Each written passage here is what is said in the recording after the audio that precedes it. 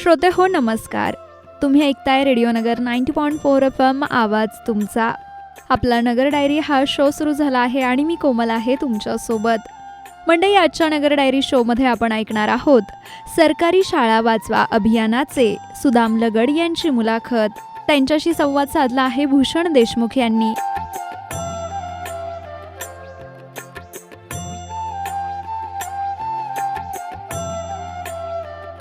श्रोते हो नमस्कार. मी आहे भूषण देशमुख आणि तुम्ही ऐकत आहात रेडिओ नगर 90.4 FM आवाज तुमचा. मंडळी, गेल्या काही दिवसांपासून एक नवं अभियान सुरू झालेलं आहे. त्याचं नाव आहे सरकारी शाळा वाचवा अभियान. आणि आज या अभियानाचे संयोजक सुदाम लगड हे आपल्या स्टुडिओमध्ये आहेत. मी त्यांच्याशी त्यांच्या या अभियानासंदर्भात गप्पा मारणार आहे. सरकारी शाळा का वाचवायच्या किंवा सरकारी शाळा बंद पडण्याची कारणं काय आहेत याविषयी आपण श्रीयुत लगड सरांकडून सगळं जाणून घेणार आहोत. सुदामजी, तुमचं स्वागत आहे रेडिओ नगरच्या स्टुडिओमध्ये. धन्यवाद. हे जे सरकारी शाळा वाचवा अभियान तुम्ही सुरू केलेलं आहे, त्याची सुरुवात कशी झाली आणि कधीपासनं हे आंदोलन सुरू आहे? सर, याची सुरुवात अशी झाली आहे की मी स्वतः सरकारी शाळेमध्ये शिकलेला विद्यार्थी आहे. त्याच्यामध्ये सर मी हे सरकारी शाळा वाचवा अभियान साधारण 1-1.5 वर्षापासून चालू आहे. सुरुवातीला अहमदनगर जिल्ह्यामध्ये, अहिल्यानगर आजचा जिल्हा, त्या जिल्ह्याचा मी सुपुत्र असल्यामुळे आम्ही नगरमध्ये आणि कुठे तुमचं गाव होतं? कुठल्या शाळेत शिकला तुम्ही? माझं गाव सर मुक्काम पोस्ट कोळगाव, तालुका श्रीगोंदा, जिल्हा अहमदनगर. बरं. तिथे प्राथमिक शाळा आणि रयतची शाळा आहे आमची. तिथं माझं पूर्ण 12वीपर्यंत शिक्षण झालं. त्याच्यानंतर शेजारी पिंपळगाव ऑफिस आहे, तिथे ग्रॅज्युएशन, आणि अहमदनगर कॉलेज नगरमध्ये माझं MA इकॉनॉमिक्स झालेलं आहे. तर हे शिक्षण घेत असताना मला खर्च जास्त काही लागला नाही. जनरली जेवढं तुम्ही आज पहिलीची जी फी आहे सर, तेवढ्या फीमध्ये माझं 12वीपर्यंत शिक्षण झालं. बरं. आणि सगळ्यांचंच झालं जे सरकारी शाळेमध्ये सर शिकले. हो. जे IAS अधिकारी झाले, उच्च पदावर जेवढे पण असतील सर, ते सगळेच सरकारी शाळेमध्ये शिकलेले आहात. तर 2006 नंतर असं काही झालं की लोकांना खाजगी शाळेची जाणीव झाली किंवा खाजगी शाळेमध्ये विद्यार्थी टाकावा लागतील, त्या संदर्भात आपण चर्चा करूया. त्याच्यामध्ये हे अभियान 1-1.5 वर्षापासून आम्ही चालू आहे. आता सुरुवातीला नगरमध्ये काम केलं आम्ही. 1.5 वर्षापूर्वी अशी कुठली घटना घडली की तुम्हाला हे आंदोलन सुरू करावं वाटलं? 1.5 वर्षापूर्वी अशी घटना घडली की त्याच्या आधी 2019-20चा काळ कोरोनाचा होता. त्यामध्ये प्रचंड प्रमाणामध्ये मंदी झाली, प्रचंड प्रमाणामध्ये मनुष्यहानी झाली. तर त्याच्यानंतर इंग्लिश मिडियम बऱ्यापैकी बंद पण होत होते. त्याच्यानंतर काय झालं की सरकारी शाळेमध्ये झोपडपट्टी एरियातली, मी ऑलरेडी नगरमध्येच राहतो 10-12 वर्षापासून. तर मी सर सरकारी शाळा, जे महानगरपालिकेच्या शाळा आणि झेडपीच्या शाळा फिरलेलो आहे. आणि एकदा असे 2-3 शाळा फिरत असताना मला जाणवलं की आज कोणतेच धर्म बाकी नाही राहिला, फक्त गरीब आणि श्रीमंत हा धर्म बाकी आहे. तर मी पाहिलं की सरकारी शाळेतल्या मुलांना मी भेटल्यानंतर, त्या सरकारी शाळेच्या मुलांना सरकार आज खडूसाठी अनुदान देत नाही. त्याच्यानंतर कोणत्याही सुविधा उपलब्ध देत नाही. नगरपालिका, जिल्हा परिषदचे जे शाळा आहेत, रूमसाठी ते 10-10 वेळेस त्यांनी प्रस्ताव दिलेले आहेत शासनाला, पण ते अवेलेबल होत नाही. त्याच्यानंतर 2011 पासून कर्मचारी भरती नाहीये. तर मी त्या शाळेमध्ये गेल्यानंतर, मला महानगरपालिके शाळेचे नाव घेऊ इच्छित नाही मी, परंतु त्या शाळेमध्ये मला गेल्यानंतर तिथली दुरावस्था जाणवली. त्या टाकीवर जी साचलेली धूळ, त्या धुळीपेक्षा त्या विद्यार्थी, गरीब विद्यार्थ्यांच्या मनामध्ये साचलेली मला धूळ जाणवली की ते शिक्षण घेण्याची इच्छुक नाहीत, कारण की त्यांना कपडे लत्ते, खाणं पिणं ह्या गोष्टी कुटुंब पुरवू शकत नाही. आणि त्या कुटुंबाची पण अशी ब्रेड अँड बटरसाठीच काम करतात, 200-300 रुपये मोलमजुरी करतात. आणि तिकडं ना शासनाचं लक्ष जाते, ना आपल्या सामान्य जनतेचं जाते, मध्यमवर्गीयांचं जाते किंवा मोठ्या प्रतिष्ठित लोकांचं जाते. तर मला असं वाटलं की ह्या सरकारी शाळा जगवणं खूप गरजेचं आहे. आणि ते जर जगले नाही तर हे जे गोरगरीब आज शिकतायत ते क्राईमकडे वळतील, म्हणून मी हा निर्णय घेतला की याच्यावर काम करावं. सुदामजी, तुम्ही आत्ता बोलतानाच काही गोष्टी सांगितल्या की सरकारी शाळा म्हणजे महापालिका आणि जिल्हा परिषदेच्या शाळा असं मी गृहीत धरतो की या शाळेची दुरावस्था झालेली आहे. पाण्याच्या टाकीचं तुम्ही सांगितलं. मग अशा शाळेमध्ये कोण पालक आपले विद्यार्थी किंवा पाल्य पाठवतील? त्यामुळे साहजिक असं आहे की खाजगी शाळा की ज्या तुलनेने थोड्याशा चांगली तिथे सुविधा उपलब्ध करतात, पालकांकडे पैसा असतो, त्यामुळं त्यांना त्यांचे पाल्यांना तिथे पाठवणं हे जास्त योग्य वाटतं. भारतीय राज्यघटनेने आपल्या डॉक्टर बाबासाहेब आंबेडकरांनी संविधानामध्ये एक वाक्य वापरलंय की 1 ते साधारण 0 ते 14 जो वयोगट आहे त्यांना मोफत आणि सक्तीचं शिक्षण हा शब्द आहे. बरोबर, त्याच्यामध्ये त्यांनी असं नाही म्हटलं की शिक्षण तुम्ही खाजगीत द्या काही सरकारी शाळेत अगदी द्या. बरोबर. त्याच्यानंतर ते बाबासाहेब म्हटले होते की हा टप्पा म्हणजे 8वी पर्यंतचा जो टप्पा आहे 14 वयोगट आहे, मग त्याच्यानंतर जे उच्च शिक्षण आहे त्यांच्या डोक्यात त्यावेळेस कल्पना होती की त्याच्यानंतर सुद्धा विचार करण्यात यावा की पुढचं शिक्षण सुद्धा मोफत असावं. हो, तर ठीक आहे, माझं म्हणणं काय आहे की जे आज शिक्षण आपण घेतोय ते मग खाजगी शाळेत द्या किंवा सरकारी शाळेत द्या, तर ते मोफत द्या, आमचा हा लढा आहे.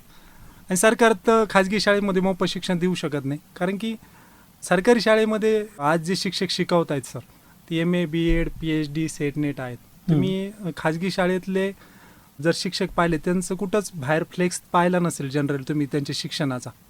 फक्त काय होतं आहे की सरकारी शाळे एक टार्गेट केली जाते की सरकारी शाळेमध्ये शिक्षण दिलं जात नाही.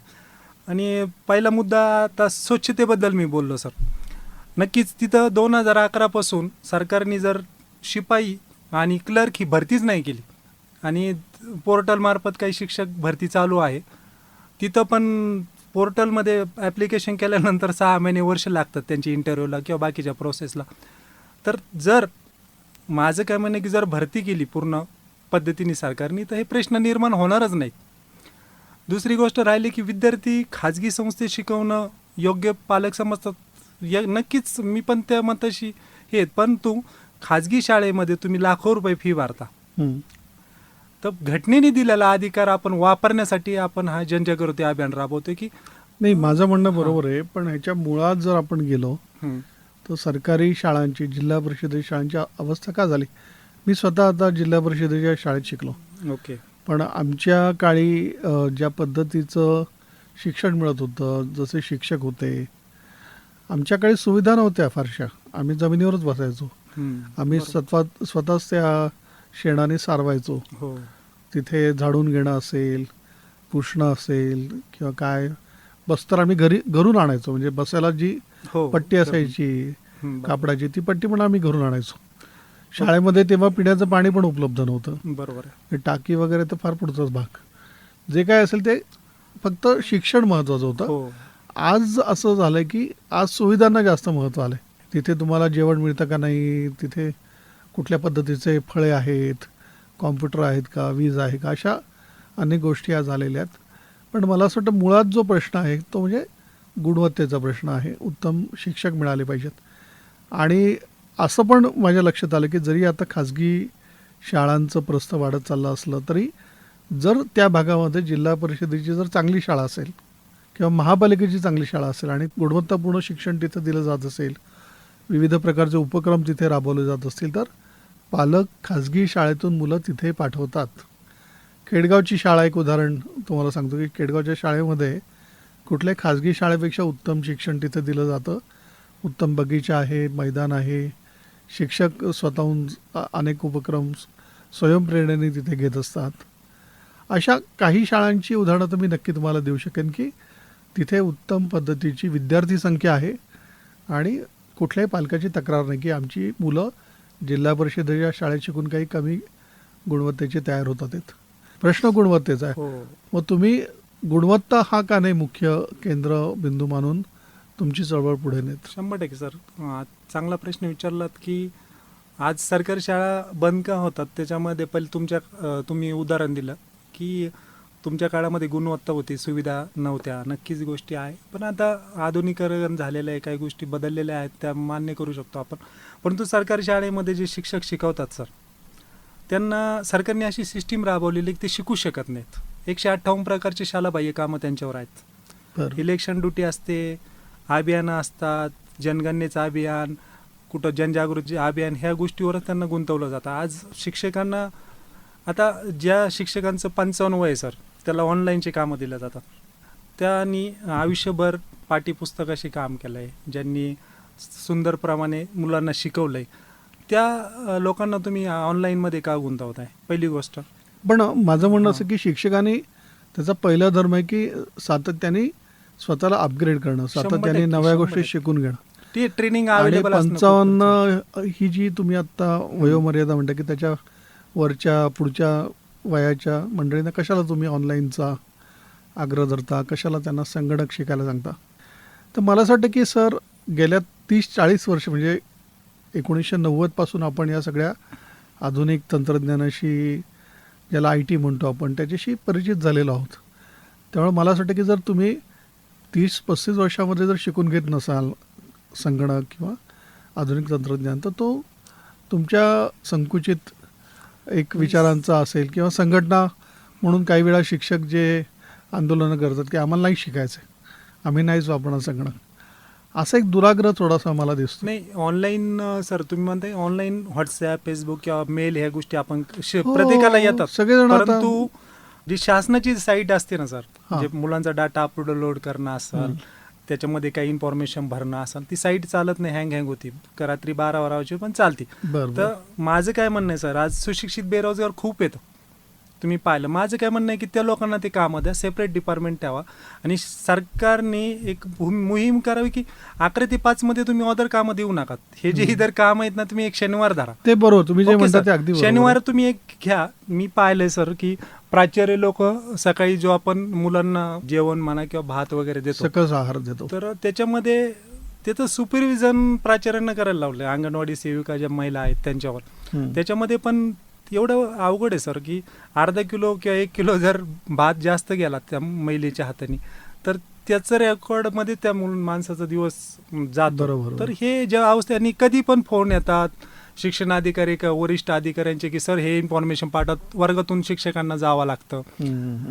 तर माझं काय मागणी आहे सर, तुम्ही एक शिक्षणाचं एक टायमिंग जो ठरवलेला आहे, पूर्वी तुम्ही ज्या काळामध्ये तुमचं उदाहरण दिलं त्या काळामध्ये शिक्षक वर्गाच्या बाहेर दिसत नव्हते, गावाच्या बाहेर दिसत हो नव्हते, हो हो. कारण की त्यांनी विद्येसाठी त्यांना 24 तास दिले होते शासनाने, इतर कामं देत नव्हते. जनरली जर दिले तर सुट्टीच्या वेळेस करा म्हणायचे किंवा 5च्या पुढं करा म्हणायचे. तर शासनाने काय केलं की एक षडयंत्र आहे की यांना शिकूनच नाही द्यायचं, जेणेकरून जर शिकवलंच नाही तर ॲटोमॅटिक बदनाम होतील सरकारी शाळा. आणि सरकारी शाळा छोट्या नाहीत सर. आज वाडी वस्ती जशी ST पोहोचली ना सामान्य जनताच्या मनामध्ये, तशी प्राथमिक शाळा आज 65,000 आहेत पूर्ण महाराष्ट्रामध्ये. आपल्या नगर जिल्ह्यामध्ये 3,500 प्राथमिक शाळा नाही आहेत सर, तुम्ही हां. म्हणता ते मला मान्य आहे की हो. शालाबाह्य कामं शिक्षकांकडे सोपवू नये, ही हो. फार महत्वाची गोष्ट आहे. हो. त्यांना त्यांचं खाजगी आयुष्य आहे, आहे. त्यांनी अभ्यास करावा, वाचन करावं, हो. त्यांनी आपल्या ज्ञानामध्ये भर घालावी, भर पाडावी, ज्याचा उपयोग विद्यार्थ्यांसाठी विद्यार्थ्यांना त्यांना होऊ करता शकते येईल, 100%. हे मान्य मला. पण मी जसं तुम्हाला म्हणालो की काही शाळा नक्कीच. जिल्हा परिषदेच्या आजही उत्तमपणे काम खूप करतात चालतात ना. सर, खूप खूप उत्तम. आजही अनेक पुरस्कार त्यांना मिळतात आहेत. आजही ते कुठलाही सक्तीचा बडगा नसताना देखील करतात. वेगळी वाटेने चालत उपक्रम राबवतात आहेत. त्यांची मुलं पुरस्कार घेतात आहेत. अशी उदाहरणं नगर खूप जिल्ह्यात, आहेत. आहेत अहिल्यानगर सर, जिल्ह्यामध्ये पण खूप आहेत. खूप आहेत सर. माझं म्हणणं असं की जर शिक्षकाची जर मनापासून इच्छा असेल हो. तर तो अडचणीतून मार्ग काढू शकतो. हा सर. सरकारी या सगळ्या गुंत्यातून देखील तो जर त्यांनी व्यवस्थित जर त्याचा सगळा जर तपशील डाटा जो असेल त्यांचा शाळेच्या संदर्भात, वर्गाच्या संदर्भात, उपक्रमांच्या संदर्भात, तर त्याला नव्याने माहिती द्यायला काही फार वेळ लागण्याचं कारण नाही. प्रत्येक काही अ पासून सुरू करण्याची गरज नसते. 100%. नवीन फक्त माहिती भरावी लागते आणि ते हा, तुम्ही actually सादर करू शकता. तुम्ही जे सांगितलं की महाराष्ट्रात खूप चांगले शिक्षक आहेत, हो. खूप चांगल्या शाळा आहेत. ते काही शिक्षक असे आहेत की स्वतः खर्च करून शाळा चालवतात. आता पगारही भरपूर आहेत. पगार पण भरपूर आहेत. असंही नाही की आता पगार कमी आहेत आणि शिक्षकांना काही पर्याय नाही. त्यामुळे परंतु सरकार विरुद्ध जे काही कायदे आहेत, हां. मी काम करत असताना मला जाणवलं नाही. शिक्षकांची खूप इच्छा आहे, आमच्या प्रोग्रामला घेतो आम्ही किंवा आंदोलन घेतो, तर कुणीच येत नाही. ॲक्च्युली त्यांना मी विचारलं बऱ्याचशा जवळच्या शिक्षकांना की तुम्ही का स्वतः त्याच्यामध्ये हे होत नाही. सर म्हणले आमची परिस्थिती अशी की आमचं स्वातंत्र्यच हिरावलेलं आहे. आम्ही नाही हे सर मला म्हणजे हां. काही प्रमाणात तुम्ही म्हणता ते हो. तुमच्या सगळ्या गोष्टी मान्य, पण 7वी 8वी 9वीतल्या मुलाला जर एक वाक्य लिहिता येत नसेल, एक साध्या गोष्टींचं उत्तर देता येत नसेल, तर त्याचा दोष शिक्षक काही नक्कीच प्रमाणात शिक्षकांचा आहे सर. मी आहे. 100% शिक्षकांची बाजू घेतच हां, नाही. तर मला असं वाटतं की जर या शाळांना चांगले दिवस आणायचे असतील तर आंदोलन दोन्ही पातळींवर आपण दोन्ही राबवलं पातळी, पाहिजे. पालक आणि शिक्षक माझं दोन्ही- म्हणणं की हे काहीतरी षडयंत्र आहे वगैरे वगैरे या गोष्टी तर ठीक आहेत, आंदोलनाच्या म्हणून तुम्ही तर नेते आहात त्यामुळं, हो पण शिक्षकांची पण नैतिक आहे, जबाबदारी आहे. आहे आणि त्यांनी या गोष्टी, मला असं वाटतं की कितीही संकट आली तरी तुमच्या मुलांना तुम्ही त्या संघर्षामध्ये उतरवलं पुढे घेऊन गेला पाहिजेत, ही तुमची जबाबदारी तुम्ही नक्कीच समजली सर. पाहिजे. शिक्षकांची आहेच जबाबदारी हे आणि सगळ्यात महत्त्वाचं. काही शाळांचं मी तुम्हाला उदाहरण सांगतो. बाभुर्डी नावाच्या गावामध्ये मी ती शाळा बघायला गेलो होतो. तर गावातल्या लोकांनी कितीतरी मदत पालकांनी केलेली. सगळ्याच गोष्टी सरकारकडून दिल्या जातील, जिल्हा परिषदेकडून मिळतील असं आपणही आग्रह धरता कामा नये. बरोबर, तर मुलं आपली चांगली शिकतात आहेत, मग त्यांनी मैदानासाठी तिथे मदत देऊ केली, 100% आता- झाडं लावली हम्म. किंवा इंटरॅक्टिव्ह तुमचा बोर्ड असतो त्यासाठी मदत केली, वाचनालयासाठी पुस्तकांची मदत केली. जेव्हा पालकांची खात्री पटते आणि त्यांना असं वाटतं की ही शाळा चांगली आपल्या गावातली शाळा आहे, ही पुढे येणं आपल्या पुढच्या भविष्यासाठी गावासाठी पण चांगलं आहे, तेव्हा ते पालक पण मदत नक्कीच करतात. शाळेला जोडले जातात. ओके. जेव्हा असं घडतं ना तेव्हा ती शाळा आणि ते नक्कीच. शिक्षक नक्कीच विद्यार्थ्यांना हा. पुढे घेऊ शकतात. सगळ्यात महत्त्वाचा मुद्दा काय आहे, सर, शाळेमध्ये शिक्षक पण जबाबदार आहेत आणि प्रत्येक शाळेवर शिक्षण समिती असते. अगदी बरोबर. जबाबदार मी त्यांना जास्त धरतो. हम्म. नक्कीच आहे, शिक्षण समिती काय करते सर, म्हणजे आजकालची की प्रोफेशनल झाली. जर शाळेमध्ये कुठं फंड आला, शाळेमध्ये बिल्डिंग बांधायची असेल तरच तिथं ते येतात आणि जी समिती असते ती पूर्ण राजकीय असते. आणि मला तरी आढळत नाही की ग्रामसभेमध्ये जनतेने सुद्धा कधी आवाज उठवला आहे त्यांच्या विरुद्ध की तुम्ही करताय काय, शाळेमध्ये पाणी भेटत नाही, शाळेमध्ये टॉयलेट व्यवस्था नाही, खडू भेटत नाही. तर त्यांची ती तुम्ही आता जे सांगितलं सर हां. की स्थानिक त्यांच्या विरुद्ध पण काम करण्याची गरज आहे. शिक्षक आणि शिक्षण समिती यांची रिस्पॉन्सिबिलिटी, जर जे प्राचार्य असतील किंवा शिक्षक ते त्या समितीसमोर हे मुद्दे मांडत नाहीत. स्थानिक समिती कशासाठी आहे? शिक्षण समिती बरोबर. फक्त तिथं फंडवर लक्ष देणं हे तुमचं काम नाही आहे. ग्रामसभेमध्ये तो मुद्दा उपस्थित झाला पाहिजे, त्याच्यावर आम्ही काम करतोय. आता ग्रामसभा होतील त्यावेळेस आम्ही प्रत्येक गावामध्ये तो बोलणारच आहे. याला जनता जबाबदार आहे तेवढीच शिक्षक पण जबाबदार आहेत. काही शिक्षक अंग राखून काम करतायत, मला काय करायचं, माझी नोकरी होईल वगैरे. परंतु हे जर असंच चालू राहिलं सर, भविष्यामध्ये सरकार काय करते की पटसंख्याअभावी शाळा कमी करते. जनरली आता साधारण 5 किलोमीटरपर्यंत मुलांना सरकारी शाळेमध्ये शिक्षण भेटलं पाहिजे, हक्क आहे तुमचा. हो. परंतु काय होतंय की सर 5 किलोमीटरमध्ये 3 शाळा असतात सरकारच्या. तर एक 1ली ते 4थीमध्ये आकडा शासन म्हणते की 120 तरी आम्हाला अवेलेबल पाहिजे. त्या शाळेचा आकडा झाला 40. तर गव्हर्नमेंट काय करते की 3 शाळा मिळून एकच शाळा करते. 3 शाळांचं एक शाळा करण्याचं धोरण आहे सरकारचं. आणि तिथं मध्ये सरकारने एक धोरण राबवलं की ती जे एकत्रितकरण झालेल्या शाळा असतील तिथं कंत्राटी शिक्षक भरती केली जाईल. मध्ये विरोध झाल्यामुळे भुसे साहेब आपले शिक्षण मंत्री आहेत, त्यांनी तो निर्णय मागे घेतलेला. परंतु हे किती दिवस चालणार आहे सर? बकरे की माँ कब तक खैर मनाएंगी. जसं बकरं जे असतं ते एकदा हुकू शकते ईदमधून किंवा ईदमधून, पण परत ईद येणारच आहे. तसं आहे की त्याचं कत्तल होणारच आहे. तसं आहे की सर ही आजची जी परिस्थिती आहे याच्यामध्ये आम्ही सरकारला हे जाणून देणं गरजेचं की हे सरकारी शाळा वाचवणं गरजेचं आहे आमच्यासाठी. आणि एक निर्णय सरकारने घ्यावा अशी आमची मागणी की सरकारी शाळेत जे लोक सरकारी शाळा गव्हर्नमेंटची जी नोकरी करतात ना त्यांना कंपल्शन सरकार करू शकतं इझिली की तुम्ही तुमची मुलं आपल्या सरकारी शाळेतच शिकवा, इतर शाळेमध्ये शिकवण्याचा तुम्हाला अधिकार नसेल तरी जाईन द्या. हा फार महत्वाचा तुम्ही ह्या जर निर्णय सरकारने घेतला सर, सक्तीने निर्णय घेतला, तर तुम्हाला सांगतो खाजगी संस्था बंद पडतील आणि आपल्या हाऊसफुल शाळा. कारण की आज प्रत्येक शाळा जर तुम्ही पाहिल्या तिथं एवढे मोठे मैदान आहे सर, तुम्ही अजून जेवढी मुलं बसतात त्याच्या तिप्पट बिल्डिंग बांधू शकता. खाजगी संस्थेचं काय झालंय सर, खाजगी संस्थेमध्ये जे आहे ते हे करतात, वर्षभरामध्ये एक मोठा इव्हेंट घेतात, त्याच्यामध्ये मुलांना तिथं झोपण्याची व्यवस्था, खाण्याची व्यवस्था, काळजी घेण्यासाठी केटरर्स, याच्यामुळे तिथं लोक भावूक होतात आणि तिथं जातात.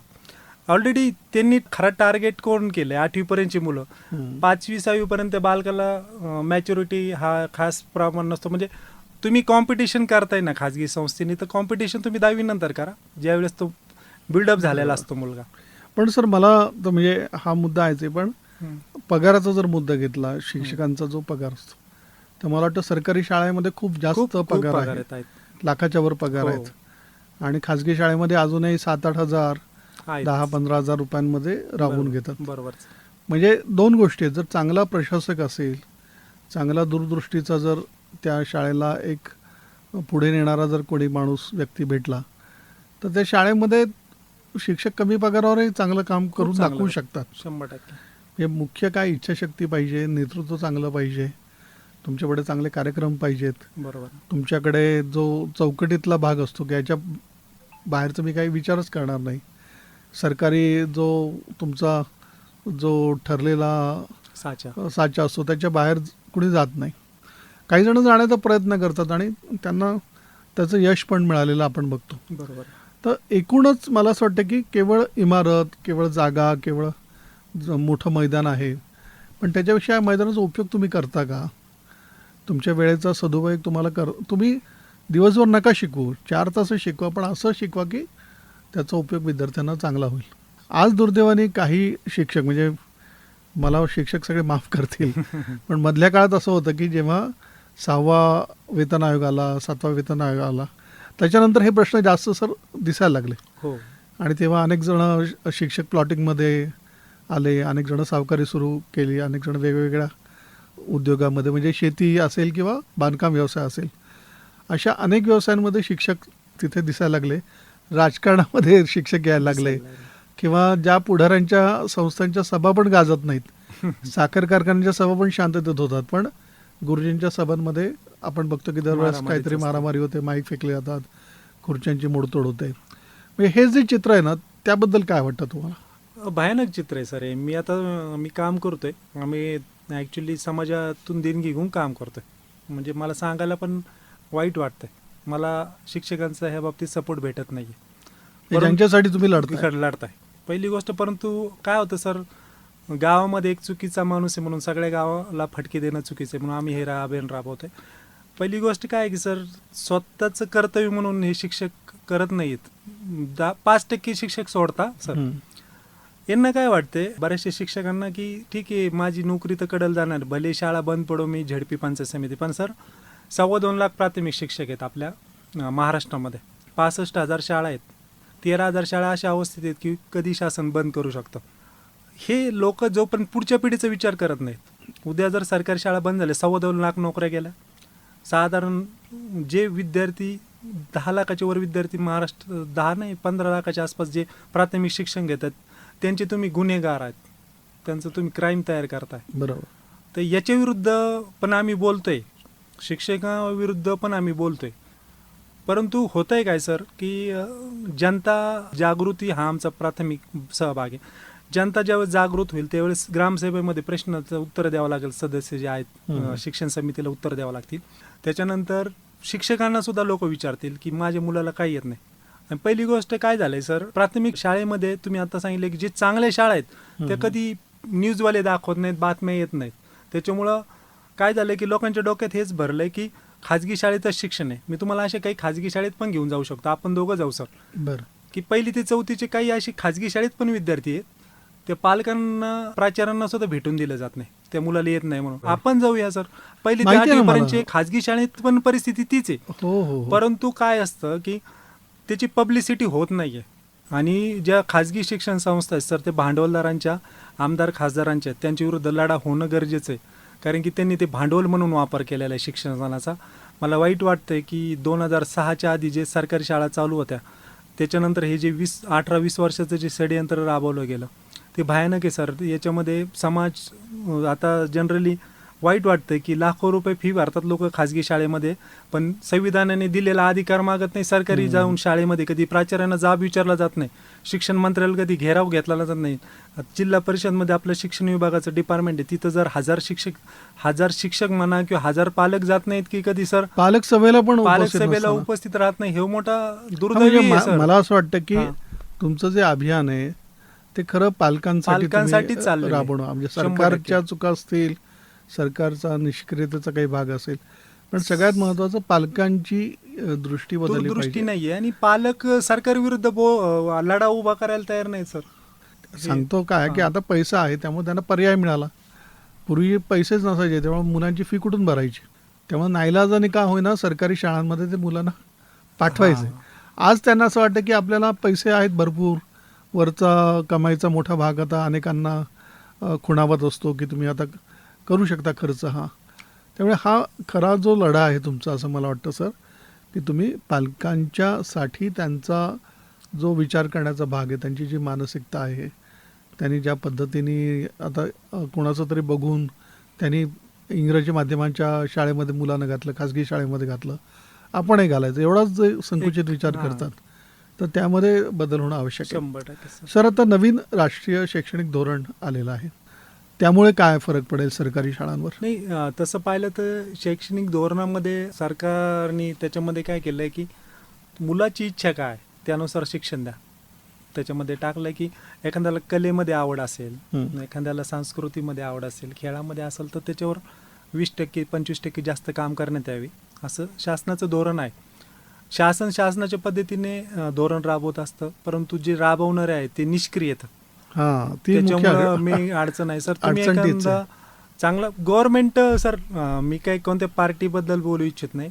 प्रत्येक सरकार हे लोकांच्या मागणीनुसार पुरवठा करतं हो. किंवा लोकांची जशी काय रिक्वायरमेंट आहे तसं देण्याचा प्रयत्न करतं. परंतु काय होतं की सरकारपर्यंत हे प्रश्न जाऊन दिले जात नाहीत आणि सरकारविरुद्ध लढाच उभा नाही आहे. आमचा प्रयत्न आहे की राज्य लेवलला आम्ही काम वाढवतोय की जेणेकरून सरकारला समजावं की सरकारी शाळा बंद पडल्यानंतर काय परिस्थिती निर्माण होईल आणि खाजगी संस्थेमध्ये जे पैसे चाललेत ते शिक्षण सरकारी शाळेत भेटते ते वेस्टेज पैसे आहेत. हो. इम्पॉर्टंट तुम्ही जर प्राचार्यांना घेराव घातला, शिक्षकांना घेराव, म्हणजे मी नाही म्हणत की तुम्ही तिथं हाणामारी करा किंवा तुम्ही तिथं त्यांना रोष घेऊन करा. गांधीवादी आंबेडकरवादी तत्वानी तुम्ही चाला, तुमचे जे हक्क आहे ते मागा. की जसं एखादा रोजगारीवर काम करतो, त्याचा जर कोणी 4 दिवसाचा पगार नाही दिला, तो 5व्या दिवशी घरात जाऊन बसतो त्याच्या, पण तुम्हाला माझा पगार दिल्याशिवाय मी हटणार नाही. हो. मग माझ्या विद्यार्थ्याला जर सरकारी शाळेत शिक्षण भेटत नाही तर त्याला रिस्पॉन्सिबल जे शिक्षक आहेत, प्राचार्य आहेत किंवा शिक्षण समिती मी समजतो, त्यांच्यासमोर तुम्ही का जात नाही? किंवा आमच्यासारखे तुमच्यासारखे जे कायम करतायत त्या प्रश्नच घेऊन येत नाहीत लोक की आम्हाला ह्या शाळेमध्ये असा प्रॉब्लेम वाटतोय सर, किंवा आपण तिथं आम्ही लढायला तयार आहोत. तुमच्या अभियानामध्ये काय काय तुम्ही आता करत असता? आम्ही अभियानामध्ये काय करतोय सर की महापुरुषांचे नाटक आम्ही करतोय. सावित्रीबाई फुले, हं. महात्मा गांधी असतील, डॉक्टर बाबासाहेब आंबेडकर असतील, छत्रपती शिवाजी महाराज, शाहू महाराज, हे जे काही कर्वेपासून कर्मवीर भाऊराम पाटलांपर्यंत जे काय आहेत, फतिमा बीबी असतील, किंवा महापुरुषांनी जे योगदान दिलंय शैक्षणिकदृष्ट्या, त्यांचे आम्ही प्रत्येक जिल्ह्यामध्ये एक प्रोग्राम घेतोय बरं. आणि त्याच्यामध्ये जनजागृती करतोय. हं, हं. तर जे काही एकपात्री नाटक करणारे असतात त्याच्या आधी अर्धा पाऊण तास आमची भाषणं किंवा आम्ही जनजागृती करतो आणि त्याच्यामध्ये आम्ही त्यांना सांगितलंय की तुमच्या स्क्रिप्टमध्ये सरकारी शाळा चालू होण्यासाठी महापुरुषांचं योगदान, हं. त्यांनी कुटुंबाची वाहतात करून तुमच्यासाठी योगदान दिलंय, त्याचा तुम्ही कुठेतरी मनामध्ये अभिमान बाळगून त्यांची कृतज्ञ म्हणून तरी लढ्यात सामील व्हा. त्याच्यानंतर सरकारी शाळेला भेटणाऱ्या जे काही जागा आहेत ते सगळ्या महापुरुषांनी फुकट दिल्या. हो. त्याचं सरकारच्या शाळा नाही म्हणू शकत मी, ते आपल्या शाळा समजतो मी. हां. त्याच्यानंतर जर सरकारी शाळा वर्तमानात जगल्या तर तुमची मुलं शिकू शकतात. भविष्यात जर बंद पडल्या तर काय भयानक परिस्थिती आपल्या देशात होईल. खाजगी संस्था तुम्हाला आज जर XYZ अमाऊंट घेतात, तिप्पट अमाऊंट द्यावा लागेल आणि तुम्हाला जगणंच मुश्किल होईल. आज मध्यमवर्गीयांचा प्रश्न काय झालेला सर की जो अहमदनगरसारख्या सिटीमध्ये जरी 30,000 पगार घेत असेल, त्यांनी काय केलं की शेजारी एखादा सरकारी कर्मचारी म्हणून उत्स्फूर्तपणे मुलगा शाळेत घातला. हं. 4थीपर्यंत त्यांनी रेटलं, 5वीत त्याची क्षमता नाही राहिली 1 लाख रुपये फी भरण्याची. तो अशा सिच्युएशनमध्ये जर मुलगा परत मराठी मीडियमकडे जर आणायचा तर त्याची लिंक तुटल, म्हणून तो रडत खडत चाललेला आहे. हो. आणि ह्या अभियान ज्यावेळेस सर जनतेत उतरल, खाजगी संस्थेत ज्या मुलांनी घातलेत ना मुलं, ते जास्त रस्त्यावर येतील. कारण की खाजगी आणि सरकारी हा लढा नाहीच आहे आमचा मोफत शिक्षण हा लढा आहे. अगदी बरोबर. तुम्ही आम्हाला खाजगीत म्हणलं तर तुम्ही भरा ना, शासनाने फी भरावी. खाजगी आम्ही शिकायला तयार आहे ना, आम्हाला काय फी भरायला लावता? आम्हाला संविधानाने तुम्ही दिलेलं- मोफत या शब्दावर गुणवत्तापूर्ण हा शब्द हां. पण जोडा, 100% सर. म्हणजे मग ते जास्त मोफत योग्य आणि ठरेल. गुणवत्तापूर्ण ते बदल करून घेऊ सर आम्ही. हां, ते काहीच आवश्यक आहे. अडचण नाही. सर आता असा जर काही सरकारचा काही पुढचा अजेंडा असेल की शाळा बंदच करायचा आहे, हम्म. हा एक वेगळा भाग असेल, पण शाळा आहे, इमारत आहे, मैदान आहे. आता महापालिकेकडे, अहिल्यानगर महापालिकेकडे अनेक शाळा इमारती आहेत, पण त्या इमारती वेगळ्या करण्यासाठी आज अनेक ठिकाणी वापरलेल्या दिसतात. अनेक ठिकाणी त्या बंद आहेत किंवा अनेक ठिकाणी तिची अवस्था चांगली नाही आहे. तर एखादं असं मॉडेल म्हणून तुम्ही तुमच्या अभियानाचा भाग म्हणून की सरकारी शाळा उत्तम पद्धतीने चालू शकते जर तुम्ही जे आत्ता म्हणालात की पालकांनी मुलांना घातलं किंवा त्यात लक्ष घातलं, समितीने शाळेच्या संदर्भात जर योग्य भूमिका घेतली, असं काही लोकांपुढे मॉडेल असं उभं करता येऊ शकेल का? हां, 100% काय होतं सर, आपला देश हा धार्मिक देश आहे. इथं मंदिराला देणगी मागितल्यानंतर भेटते, पण शाळेला भेटत नाही, ज्ञान मंदिराला मंदिराला भेटत नाही. तर माझं काय म्हणणं आहे की आमचा पुढच्या वर्षी उपक्रम आहे. आता आपल्या जनरली काय होतं सर, फेब्रुवारी, मार्च, एप्रिल, मे 3-4 महिन्यामध्ये यात्रा असतात प्रत्येक गावामध्ये. तर आमचा विचार असं चाललाय की पुढच्या वर्षी ज्या पण गावात यात्रा असतील ना, तिथं आम्ही जनरली प्रयत्न आहे आमच्या कार्यकर्त्यांचा का तिथे उपस्थित राहून बरं. की देवीसाठी किंवा देवासाठी जी देणगी गोळा करता तुम्ही, यात्रेसाठी हां. तुम्ही तमाशा आणता, हो. तुम्ही हगामा करता, तुम्ही काही वेगळ्या काही गोष्टी असतील, तर त्याच्यातला एक 5% निधी आमच्या ज्या सरकारी शाळा आहेत त्यांच्यासाठी उपलब्ध करून द्या, असं आम्ही सरपंचांना मागणी करणार आहे. अरे वा. की 5%च द्या. आम्ही नाही म्हणत की साधारण आता मी कोळगाव श्रीगोंद्याचं आहे, आमचं गाव खूप मोठं आहे, तर तिथं साधारण 18-19-20 हजार लोकसंख्या आहे. तर तिथं XYZ खूप मोठ्या प्रमाणात देणगी भेटते. तर अशी महाराष्ट्रात 44,000च्या वर खेड आहेत. हो. तर आपण मग आमचा प्रयत्न असा आहे की तिथं सरपंच लोकांनी जर मनावर घेतलं, त्यांना तो अधिकार पाहिजे, कारण की तुमची शिक्षण समिती तुमचीच आहे ना. हो. मग तो 5%च निधी तुम्ही सरकारी शाळेवर जर खर्च केला दरवर्षी, त्याच्यात पाण्याचा प्रश्न सुटल सर, लाईटचा प्रश्न सुटल, खडूचा प्रश्न सुटल, स्वच्छतेचा प्रश्न सुटल. किंवा प्रत्येक शाळेत 2011 पासून आहे ना शिपाई भरती, क्लर्क भरती नाही आहे सर. तर तिथं प्रश्न काय होतं की मुलांकडून बऱ्याच शाळेमध्ये साफसफाई केली जाते ना. हो. तर ते एक मानधन तत्वावर एक आपण जी ग्रामपंचायतची महिला असते ना, जी साफसफाई करते पूर्ण गाव, तिला थोडं मानधन वाढवून देऊन तुम्ही तो पण प्रश्न सोडू शकता गाव पातळीवर. मग ग्रामसभाचा अधिकार आणि ग्रामसभेमध्ये मांडायचे काय प्रश्न हेच लोकांना माहीत नाहीये, त्याच्यामुळे ही वाईट परिस्थिती. आणि ज्यावेळेस असं घडल गाव पातळीवर लोक लक्ष देतील सर, सरकारी शाळा हाऊसफुल दिसतील तुम्हाला. आपल्याकडे पूर्वी जेव्हा सहकारी साखर कारखाने चांगल्या पद्धतीने चालवले जात होते, तेव्हा एक कर ते घेत होते. हो. शिक्षणासाठी काही त्या शेतकऱ्यांच्या ऊसाच्या जे पेमेंट असायचं त्यातून तो कपात करून तो निधी त्या गावातल्या शाळांसाठी वापरला जात होता. हो. आणि त्यातून चांगल्या संस्था उभ्या राहिल्या किंवा आजही आपण बघतो की पुढे ते शिक्षण सम्राट झाले. पण सुरुवात तर चांगली झाली होती. त्यामुळे तुम्ही जे म्हणाला त्या पद्धतीने लोकांचाच पैसा आहे आणि लोकांनी लोकांसाठीच योग्य रीती तो वापर वापरायचा केला आहे पाहिजे. आणि लोकशाहीमध्ये तेच अपेक्षित असतं. त्यामुळे असं काही चांगलं घडू शकेल. पण यात एक सगळ्यात मोठं म्हणजे राजकारण आता फार आपण त्याला महत्त्व देऊ लागलेलो आहोत. बरोबर. आणि राजकारणाच्या जोडीला आता भ्रष्टाचार पण खूप वाढत चालला आहे. त्याला गुंडेगिरीची किंवा सगळ्या दंडुकेशाहीची जोड मिळालेली आहे.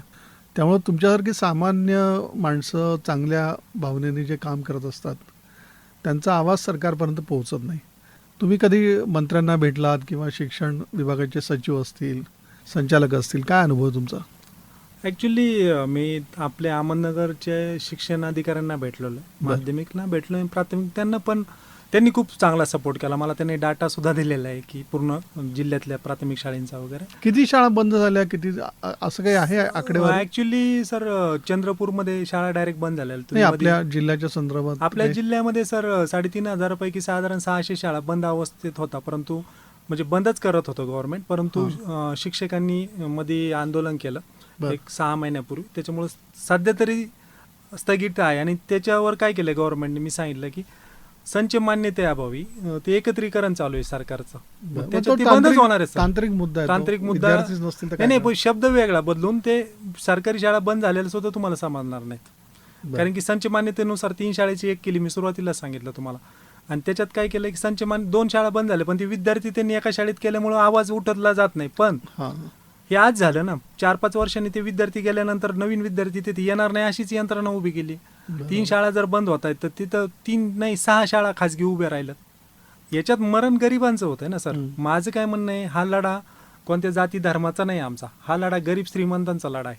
कारण की प्रत्येक समाजामध्ये मला आलेला अनुभव सांगतो. आता मला बरेच लोक म्हणले की भाजपचं सरकार आलं, ब्राह्मण समाजाचा मुख्यमंत्री म्हणून तुम्ही उभे राहिले. तर मी म्हटलं की हा लढा आम्ही 2006 पासून लोकांना सांगतोय ना. 2006 पासून मराठा माळी किंवा मुसलमान म्हणा किंवा सगळ्या समाजाचे मुख्यमंत्री महाराष्ट्राने पाहिलेत किंवा सगळ्याच पक्षाचे पाहिलेत. पण मंत्री काय म्हणतात हे तुमचे वरचे जे सगळे जे निर्णय घेत असतात? ते काय करतात सर की ते आम्हाला तर भेटूनच देत नाहीत. आम्ही एक दोनदा ट्राय पण केलेला आहे, का लोकशाहीमध्ये घटनेने तुम्हाला अधिकार दिलाय ना? पण वेळ भेटत नाही त्यांना, असं आमचं म्हणणं आहे. आम्ही मंत्रालयात पण भुसे साहेबांना पण भेटण्याचा प्रयत्न आहे, परंतु मंत्र्यांचं किंवा पुढाऱ्यांचं काय होतं सर, राजकीय दृष्ट्या ते फक्त हा म्हणतात, परंतु काही त्याच्यावर पुढं काही निर्णय होतच नाही. हे आपलं दुर्दैव आहे. मग हा लढा तुमचा यशस्वी कसा होणार सर? जोपर्यंत लोक संघटित होणार नाहीत, लाखोंचे हजारोंचे मोर्चे निघणार नाहीत, तोपर्यंत मुश्किल आहे. कारण की तुम्ही आज जर पाहिलं, जरांगेंचं आंदोलन झालं, अण्णा हजारेंचं आंदोलन झालं, किंवा हे आंदोलनामध्ये तुम्ही पहा, जनता जागृत झाल्यानंतर यशस्वी लढा झाला. आमचं काय आहे की महाराष्ट्र लेवलला आम्ही संघटन बांधतोय आणि सरकारविरुद्ध एक मोठा लढा उभा करतोय. ज्यावेळेस लाखो लोकांची जागृती होईल, लोक रस्त्यावर येतील, त्यावेळेस सरकारला निर्णय घ्यावाच लागेल. संघटन आता कशा स्वरूपाचं आहे अहिल्यानगर जिल्ह्यामध्ये आणि आता महाराष्ट्रात कुठे कुठे तुमचे कार्यकर्ते आहेत? आमचे सर एवढ्या वर्षभरामध्ये मी औरंगाबाद, अहिल्यानगर, त्याच्यानंतर मिरज, सांगली, पुणे, सातारा, रत्नागिरी, बीड आणि शेजारी धाराशिव, हे 10 जिल्ह्यामध्ये पोहोचलो आम्ही. तुमचे कार्यकर्ते तयार आणि हे झाले. कार्यकर्ते कोण आहेत? सामाजिक संघटनेचे कार्यकर्ते येतं. शिक्षक आहेत की त्या? शिक्षक कमी आहेत, परंतु ते फ्रंटला येऊन काम नाही करत, ते आम्हाला बरोबर. सपोर्टिंग राहतात. आणि तिथे काय मोर्चे आंदोलन? तिथं आम्ही सध्या प्रायोगिक तत्वावर आम्ही काय करतोय की महापुरुषांचे नाटक, एकपात्री नाटक किंवा प्रयोग बरोबर. घेऊन लोकांपर्यंत जनजागृती करतोय की या महापुरुषांथ्रू आपण पोहोचू शकतो. कारण की आज काय झालंय की सर, जातीवाद खूप अवघड झालेला आहे. जनरली आम्ही साधं उदाहरण सांगतो सर, आता डॉक्टर बाबासाहेब आंबेडकर जयंती झाली, तर आम्ही आमच्या संघटनेमार्फत एक विचार थोडा वेगळा, डीजेवर लाखो रुपये खर्च करतात महापुरुषांचे, परंतु त्याचं काय, महापुरुष सर डोक्याचे वरून गेलेत, आपल्या डोक्यात गेलेच नाही. त्याच्यासाठी आम्ही एक उपक्रम डॉक्टर बाबासाहेब आंबेडकरांच्या जयंतीनिमित्त राबवला की आम्ही बऱ्याचशा लोकांकडून पुस्तकं अवेलेबल करून घेतले. खूप लोकांनी पुस्तकं दिले, तर आम्ही काही ठराविक शाळेमध्ये जेवढे आम्हाला पुस्तकं अवेलेबल होतील तेवढे आम्ही शाळेमध्ये पोहोच केले कार्यकर्त्यांच्या मार्फत. तर मला एक चॅलेंज यायचं सर की मी सुदाम लगड नाव म्हटलं, लगड म्हटलं की मराठा, हे लोकांच्या डोक्यात राहायचं. मला बऱ्याच ठिकाणी फेस करावं लागलं की बाबा, पण तू छत्रपतींचं सोडून आंबेडकरांचं का करतो? म्हणजे किती भयानक मला लोकांनी वाटून घेतलेत महापुरुष वाटून घेतले. अरे म्हणलं, डॉक्टर बाबासाहेब आंबेडकरांनी घटना लिहिली, छत्रपतींनी स्वराज्य स्थापन केलं, महात्मा फुले, सावित्रीबाई फुले यांनी शिक्षणासाठी काम केलेलं आहे, कर्वेंनी केलेलं आहे, कर्मवीर भाऊराव यांची जात, त्यावेळेस त्यांनी काय असे जात वाटून घेतली नाही किंवा एकाच जातीसाठी काम नाही केलं. तर लोकांच्या डोक्यातून जात काढण्यासाठी, शिक्षणासाठी ते लोक आम्ही एकत्रित करतोय. कारण शिक्षणाला कोणती जात नाही आहे, फक्त त्याच्यामध्ये लोकांचा हक्क मिळवण्यासाठी आणि काम करणं पण भविष्यात सोपं होईल. ज्यावेळेस थिणगी पडेल समाजामध्ये, आमची चळवळ उभी राहील की बाबा हे आपल्यासाठीच काम करतायत. आणि जे शिक्षकांचं म्हणतात त्यांना पण कधी ना कधी कळल थोड्या दिवसांनी की बाबा हे आपली नोकरी वाचून भविष्यातल्या आपल्या पुढच्या पिढीचे पण नोकरीची तरतूद करतायत हे लोक. तर अशा पद्धतीने आमचं काम चालू आहे सर. सरकारी शाळा म्हणजे जिल्हा परिषद आणि महानगरपालिका आणि अनुदानित सर. हा, अनुदानित जिथं गव्हर्नमेंट अनुदान देते ती पण सरकारी शाळा, ती पण सरकारी, म्हणजे रयत शिक्षण संस्था. हो, रयत झाली, मराठी शिक्षण प्रसारक मंडळ झाली, किंवा तुमचे जे पण अनुदान, जे पण सरकार पगार देते त्या शिक्षकांना, त्या सरकारी शाळा. पूर्वीसारखं जे कमी पैशामध्ये शिक्षण आता राहिलेलं दिसत नाही. नावं वेगवेगळी असतात, म्हणजे फी तुमची वाढवली प्रचंड. हा, पण वेगळ्या कारण, मग इमारतीसाठी असेल, विकास फंड असतो, त्यामुळे एकीकडे आपण म्हणतो की सरकारी शाळेमध्ये कमी पैशात शिक्षण मिळतं, पण दुसरीकडे अशा पद्धतीने पैसे वसूल केले जातातच. हा, जे आता तुम्ही सांगितलं, जी खाजगी अनुदानित संस्था आहेत ना, तिथं जनरली खूप प्रकार आहेत. जसं तुमचं लाईट बिलवर काय काय टॅक्स लावले ते तुम्ही दिसत नाही, तसं ते खाजगी संस्थेमध्ये नक्कीच आहे. आणि त्याच्या विरुद्ध पण आम्ही लढा देतोय की हे जे गरजेचं नाही. काय होतं, समाज जागृत झाल्याशिवाय आपण, तुम्ही एक माणूस किंवा एक संघटना काही काम नाही करू शकत. त्याच्यावर पण आमचं चाललंय की बाबा काही शिक्षण संस्थांमध्ये जर चुकीचे कामं होत असतील किंवा जर जास्त फी आकारली जात असेल तर आम्ही त्या विरुद्ध पण नक्कीच आंदोलन करू, भांडू शकतो. किंवा जे केवळ पैसे कमवण्यासाठी शाळा काढतात खाजगी, अशांसाठी पण सरकारने काहीतरी तिथे निकष लावले पाहिजेत. त्यांची गुणवत्ता तपासली पाहिजे. गुणवत्ता नसेल किंवा तिथे जर विद्यार्थ्यांचं कल्याण होत नसेल, पैसे देऊ नये, तर अशा शाळांच्या बाबतीत देखील कडक धोरण त्यांनी आखलं पाहिजे किंवा फसवणूक होणार नाही. आपल्याकडे अनेकदा काय होतंय की सगळ्या ठिकाणी लगडसर तुम्ही नाही पोहोचू शकणार. नाही पोचू शकत. त्यामुळे अनेकांना ते शाळेचा भपका, जाहिरातबाजी किंवा नाव वाचून असं वाटेल की खूप चांगली शाळा आहे, पण प्रत्यक्षामध्ये फसवणूक होते. त्यांच्या पदरी पडते आणि मग मुलांचं नुकसान होतं. म्हणजे पालकांचे पैसे जातात हा भाग वेगळा, पण मुलांच्या मनावर परिणाम होतो, त्याच्या दृष्टीने एक तो धक्का असतो. आणि लहान वयामध्ये मुलं असे जर निराश झाले किंवा त्यांच्या मनामध्ये जर अशी थोडीशी वैफल्याची भावना आली तर त्यांचं आयुष्य पुढे करपून गेल्याशिवाय राहणार नाही. त्यामुळे मुळामध्ये या सगळ्या गोष्टींकडे अतिशय सकारात्मक पद्धतीने पाहायला पाहिजे. केवळ आर्थिक, तांत्रिक या ज्या गोष्टी असतात ना, आपण बरेचदा निकष काय लावतो, आर्थिक किंवा तांत्रिक लावतो. विद्यार्थी संख्या कमी झाली, शिक्षकाला दुसरीकडे हलवा, काही शाळेमध्ये मुलं नाही आहेत मग ही शाळा दुसरीमध्ये मर्ज करा वगैरे ज्या गोष्टी आहेत, किंवा काहीतरी आपण मग काय होतं सर, आजारावर बोलते पण आजार नष्ट होण्यासाठी हां, सरकार तर काही त्या करत नाही. मुळामध्ये हां. जाऊन विचार करणारा एखादा योग्य व्यक्ती जो शिक्षण विभागाचं नेतृत्व करू शकेल, अशी जर मंडळी या क्षेत्रामध्ये आली आणि प्रत्यक्षात काय चाललं आहे, रिॲलिटी ग्रामीण भागात काय अवस्था आहे, गुणवत्तेची काय अवस्था आहे, मुलांना शिकून पुढे काय संधी मिळतात आहेत. हे आपण राष्ट्रीय शैक्षणिक धोरण हे उत्तम आहे, तुम्ही जसं, पण इथे शिकवायलाच नाही आहेत, हेच विषय कोणी शिकवत नाही तर नवीन विषय कोण शिकवणार आणि मुलांना पाहिजे तसं शिकवणं कसं गरजेचं. त्यांना ज्ञान घेता येणार. या सगळ्या गोष्टींसाठी मला असं वाटतं की आपल्या सगळ्यांच्याच ज्या काय म्हणूयात सहभागाची हां, गरज. एक वेगळ्या पद्धतीने विचार केला गेला पाहिजे केला आणि गेला. यातून योग्य पर्याय, योग्य मार्ग आपल्याला शोधता शोधता आला पाहिजे. खाजगी शाळांकडून काही विरोध होतोय तुम्हाला या सगळ्या आंदोलनामध्ये? नाही, आता आमचं बाल्यावस्थेतच चळवळ आहे. खाजगी संस्थेपर्यंत आमचा काही विरोध नाही, अजून तर मला कोणी केला नाही, परंतु पालकामधूनच विरोध होताना जाणवतो. काही पालक ज्यांचे शिक्षक शिकतात शाळेमध्ये ते म्हणतात आमचं शिक्षण भेटत नाही, मग तिकडं आम्ही टाकलाय मुलगा. बट ठीक आहे, मग त्यांच्याशी काही आपण जसे आता चर्चा केली तशी चर्चा केलं, त्यांचं पण मन परिवर्तन. ते म्हणते बरोबर आहे, आपल्या हक्क मिळण्यासाठी आपण सरकारी शाळा जगवल्या पाहिजे. काय होतं सर, सरकारी शाळेमधले दुर्गुण समाजापर्यंत पोहोचतात, खाजगी संस्थेतले नाही पोहोचत. त्याच्यावर आम्ही काम करणार की खाजगी संस्थेत सुद्धा विद्यार्थ्यांना शिक्षण भेटतं असं नाही. त्यांना दुपारी डबा भेटतो, चांगले कपडे घ्यायला लावतात. संस्था काय करते, सगळं पैसे काढतात कोणाकडून, पालकांकडून काढतात. 10,000 हजाराचे ड्रेस, 15,000 ड्रेस घ्यायला लावणाऱ्या संस्था आहेत खाजगी. त्या मुलाचे ड्रेस वेगळे पाहिजे, ज्यावेळेस त्यांचं फेस्टिवल असतं दर वर्षातून 1-2दा, त्या मुलाला असेच क्वालिटीचे कपडे घ्या, असंच करा. 40-50 हजार तर इतर खर्च केला जातो पालकांच्यावर. परंतु महिला जो घटक असतो कुटुंबामध्ये त्यांच्यापर्यंत आम्ही पोहोचतोय बचत गटामार्फत वगैरे, कारण की महिलांमध्ये जोपर्यंत जनजागृती जास्त प्रमाणात होणार नाही तोपर्यंत महिला काय असते की सर मजबूर करते कुटुंब प्रमुखाला की तुम्ही ह्या शाळेमध्ये त्यांना टाकायला पाहिजे, हट्ट धरतात. आणि आता लाडकी बहीण योजना आणलेली आहे सर. हां, लाडकी बहीण योजनेला 1,500 महिना म्हणजे वर्षाला 18,000 केले पुरवता. पण तुम्ही त्या लाडकी बहीण योजनेला जर 2 मुलं असतील त्याचे खाजगीमध्ये 2 लाख रुपये जातात. टॅक्स तिचा नवरा भरतो किंवा प्रत्येक गोष्टीवर टॅक्स. तर जर तुम्ही 1 रुपयाची जर माचीस घेतली ना त्याच्यावर 5 पैसे टॅक्स. तुम्ही जर किराणा 1,500चा वापरता त्याच्यावर तुम्ही 150 रुपये टॅक्स भरता. ह्या गोष्टी सामान्य माणसाला कळत नाहीत.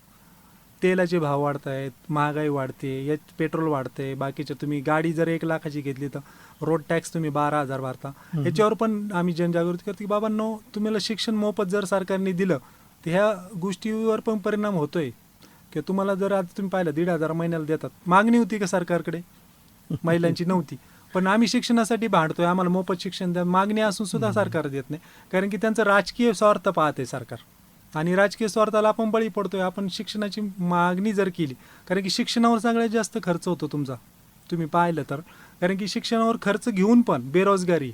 जर मी पाहिलं आज मध्यमवर्गीयांना मी आपल्या मार्फत आवाहन करू इच्छितो, बाबांनो तुम्ही तुमची रिटायरमेंट खराब करताय शिक्षणावर प्रचंड प्रमाणामध्ये खर्च करून. सरकारच्या संस्था असताना तुम्ही बंद पाडताय, त्याला गुन्हेगार तुम्हीच आहेत.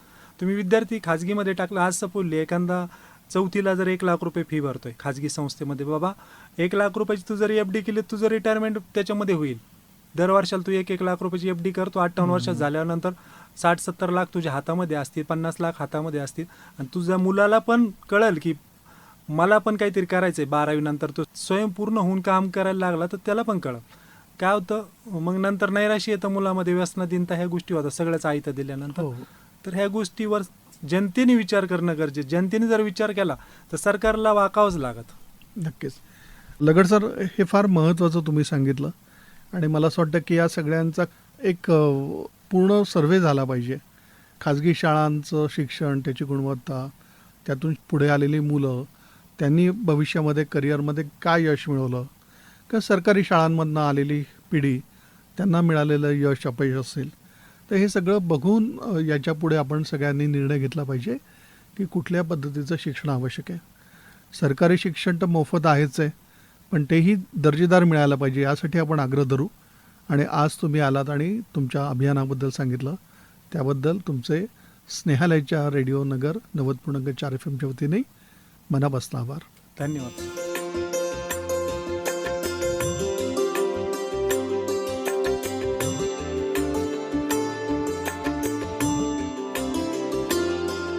श्रोते हो, आजच्या नगर डायरी शोमध्ये आपण ऐकलीत सरकारी शाळा वाचवा या अभियानाचे सुदाम लगड यांची मुलाखत. त्यांच्याशी संवाद साधला भूषण देशमुख यांनी. आता वेळ झाली आहे तुमचा निरोप घेण्याची. पुन्हा भेटूया नगर डायरी या शोमध्ये. त्यामुळे कुठेही जाऊ नका, ऐकत रहा रेडिओ नगर 90.4 FM, आवाज तुमचा.